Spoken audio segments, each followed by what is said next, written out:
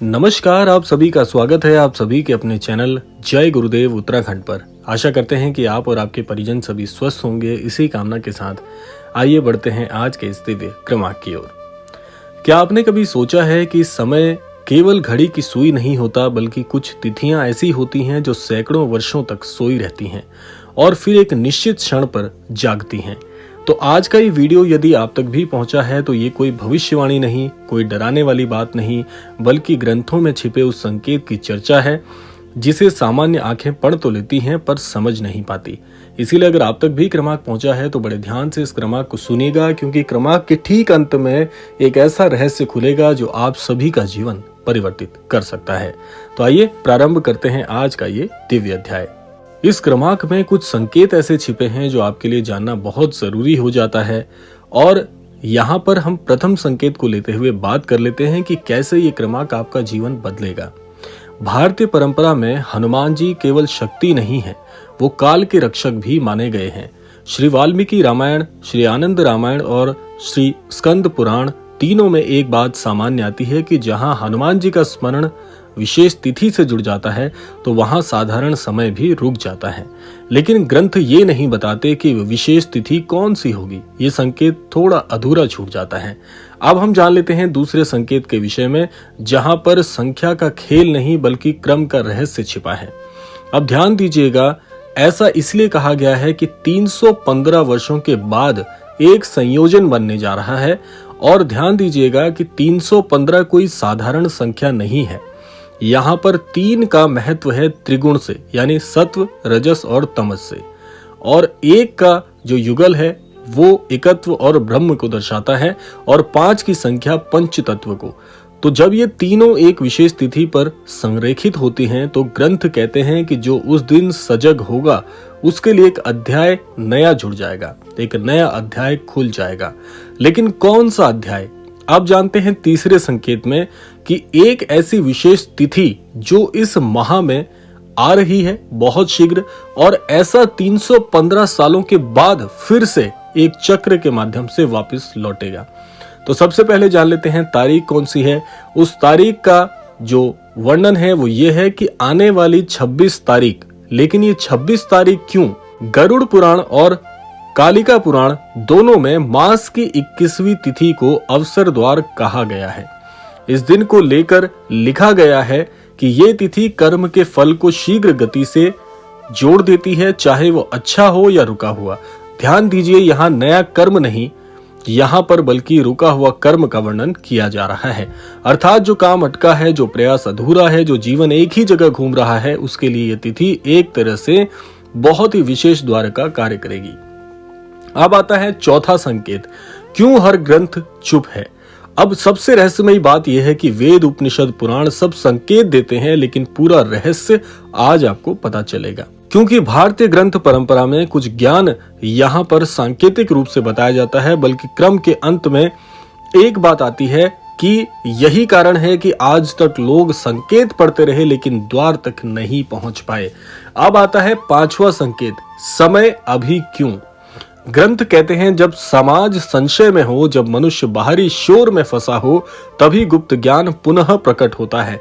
तो आज व्यक्ति बहुत व्यस्त है, ध्यान भटका हुआ है और अवसर सामने होकर भी दिखाई नहीं देते। इसीलिए कहा गया है कि इस बार मौका हाथ से बिल्कुल मत जाने दीजिएगा। अब वो नाम जो अब तक आपसे छिपा रहा है, जिस गुप्त ग्रंथ का उल्लेख इन सभी संकेतों के क्रमांक के ठीक अंत में आता है, वो है भृगु संहिता, और इसका एक गुप्त अध्याय भी है। भृगु संहिता ये वही ग्रंथ है जिसे पढ़ा नहीं जाता, जिसे समझा जाता है। भृगु संहिता के गुप्त अध्याय में लिखा है कि हर 315 वर्ष में एक तिथि ऐसी आती है जब व्यक्ति का भाग्य स्थिर नहीं रहता, और उसी अध्याय में 26 तारीख का वर्णन किया गया है। और आने वाली जो 26 तारीख है, ये वही तिथि है जो अब 315 वर्षों के बाद फिर से एक नए संयोजन के साथ आ रही है। ये वो दिन है जब लिखी हुई रेखा मिटाई नहीं, मुड़ाई जाती है। यानी कि जो चीज आज तक आप तक नहीं पहुंच पा रही थी, उसको जानने का माध्यम आप तक पहुंचेगा। तो ये वीडियो एक बहुत ही दिव्य अध्याय बनकर आ रहा है, क्योंकि ये केवल ग्रंथों के संकेत और तर्क आपके सामने रखता है और अब सजग रहना है कि क्या आप इसे अनदेखा करेंगे या आप एक अच्छा सा निर्णय लेकर इसे आगे बढ़ाएंगे। क्योंकि ग्रंथ कहते हैं संकेत सबको मिलते हैं, अवसर वही पकड़ता है जो अंत तक हर बात को ग्रहण करता है। अब जान लेते हैं कि इस तिथि में आप विशेष क्या करेंगे। देखिए, ये तिथि जो है बहुत ही रहस्यमयी है और बहुत ही पौराणिक भी है, क्योंकि 26 तारीख को एक ऐसा संयोजन बन रहा है जहां पर सभी ग्रहों की एक शक्ति एक ही छोर पर एक ही स्थान पर संयोजित होकर एक विशेष योग बनाएगी। और इस दिन 26 तारीख में सबसे अच्छी बात यह है कि पूरा दिन यानी पूरे दिवस का प्रयोग आप कर सकते हैं। इस दिन समय के हर एक छोर पर आप किसी न किसी प्रकार से इसका लाभ उठा सकते हैं।